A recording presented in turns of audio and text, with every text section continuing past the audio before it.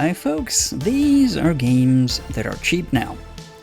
If all you're looking for is my selection for the week, you can scroll down to the video description below and find a complete list of the games selected and the respective storefront link where to get them, either for cheap or for nothing at all.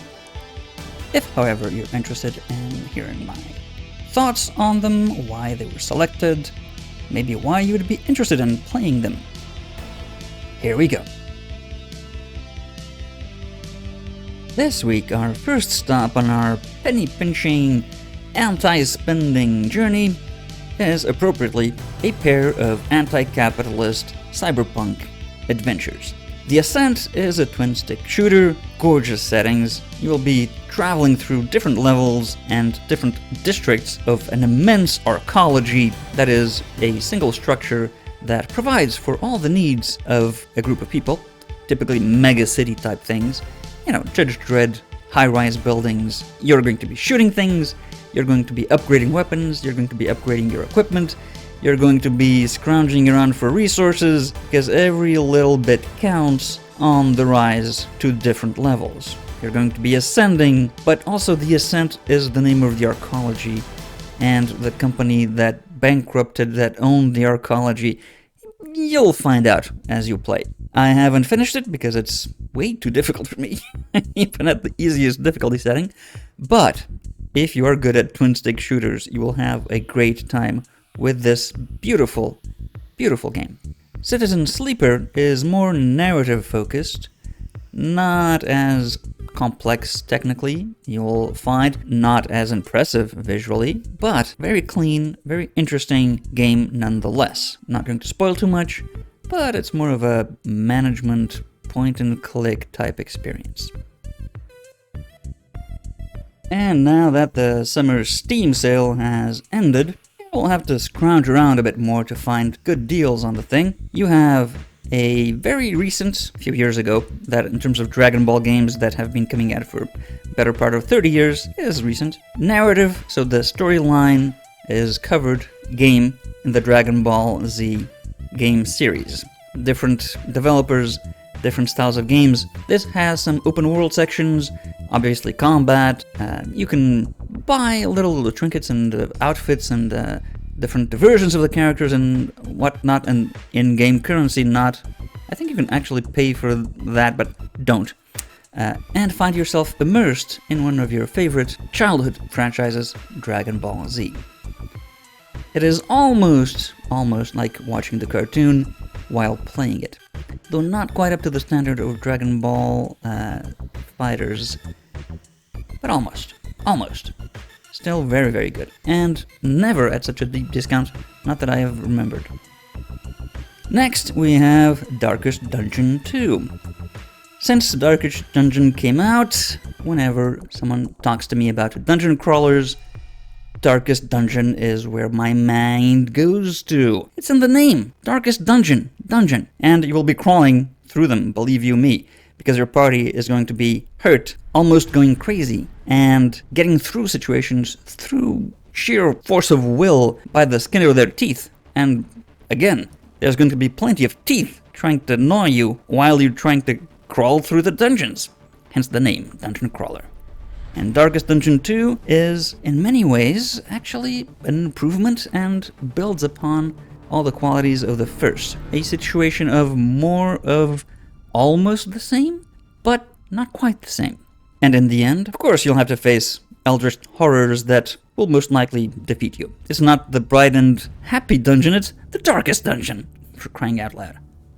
Another game intent in killing you repeatedly, Starsat, a survival game that sort of a mashup between Dune and Subnautica.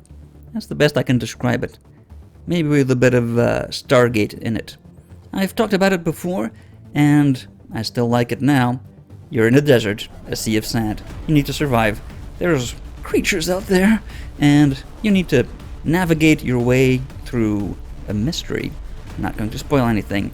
To get out, well, to survive this awful and wonderful experience all at once. A people that have had awful but that have brought you, the player, a wonderful experience are the people of Homeworld. Because you will be in this space-faring RTS trying to lead a nomadic people that have had their homeworld destroyed to salvation. You may not actually succeed, but you're going to try, and the setting is beautiful.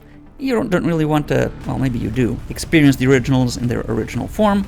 They are quite dated now. The remastered version does have a few aspects that are a bit of a downgrade compared to the original in terms of controlling the units, but it is the version you want to play right now.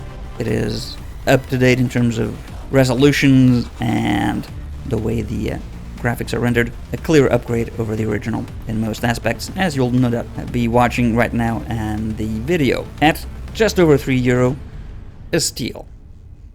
Inside, you will be running away from things as if you had stolen something, because they are out to get you. This is a platformer that is horrible, and, well, horrifically beautiful to look at and play through, but you'll be tensed up. If you have played Limbo, you're not going to be chased by a spider, but if you're not an arachnophobe, but a human meatballophobe, you might end up more traumatized by this one than you did by Limbo. Wonderful game, but my god, does it give you nightmares afterwards. Or maybe not. An unusual stop on our journeys, the Ubisoft store. Of course, you might prefer to get these games on another platform. These, however, are available at €6 each. And as, well, quickly describing Ubisoft games, in Assassin's Creed you have an expansive, large map with lots of activities popping up all over that you can do, or maybe you shouldn't do, but you need to do to level up.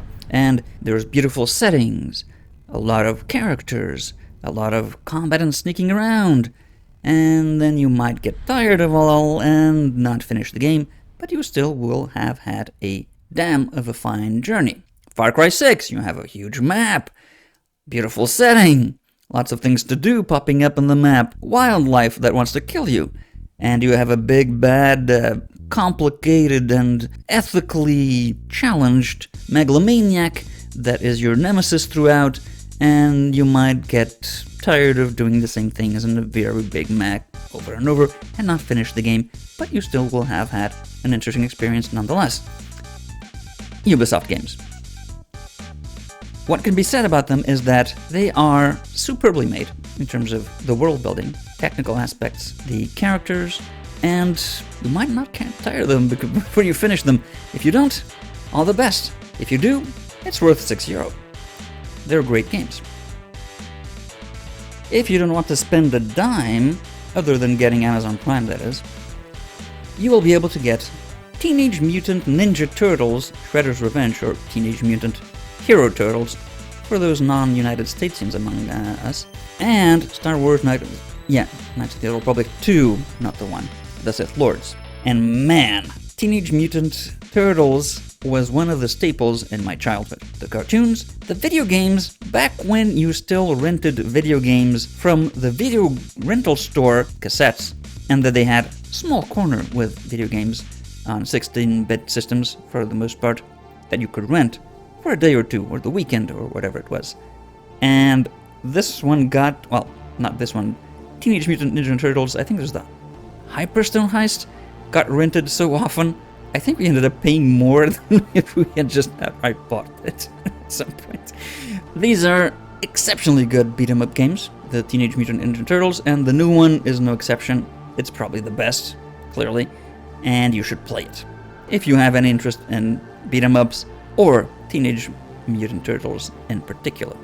KOTOR, for the familiar among you, Knights of the Old Republic, it is a dated game by now, but because of its turn-based combat, very much playable still. And the storylines, it's a narrative-driven game, and the Star Wars setting, though it's an old empire, not the original Star Wars trilogy timeline, it's much more ancient than that, they're still quite gripping, and great playthrough.